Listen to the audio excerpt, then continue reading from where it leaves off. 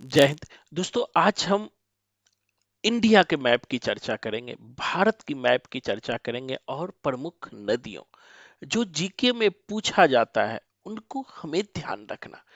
इन नदियों को हम सेकेंडों में याद कर सकते हैं, बशर्ते कुछ चीजों को हमें ध्यान में रखना है। जैसे अगर मैं ऊपर से बात करूं तो यहाँ पर जो है मानसरोवर लेक है दोस्तों।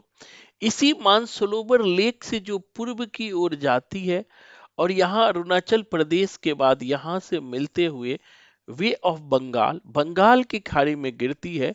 यह ब्रह्मपुत्रा नदी है, ये याद रखिएगा। ब्रह्मपुत्रा रिवर जो पूर्व की ओर जाती है और अरुणाचल से भारत में प्रवेश करते हुए बंगाल की खाड़ी में गिर जाती है। यहीं पर जो है मानसरोवर लेक से सिंधु नदी निकलती है, जैसा स्क्रीन पर आप देख रहे हैं। और ये सिंधु नदी पाकिस्तान से होते हुए अरब सागर में गिर जाती है।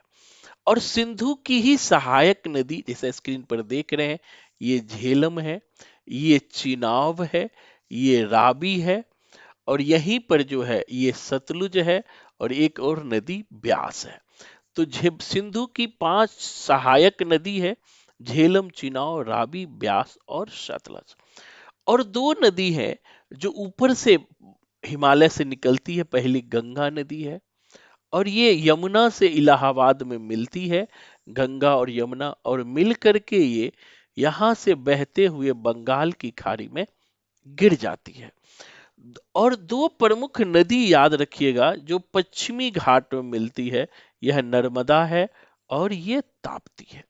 अधिकतर नदियां जो दोस्तों याद रखना कि अधिकतर नदियां जो है बंगाल की खाड़ी में गिरती है।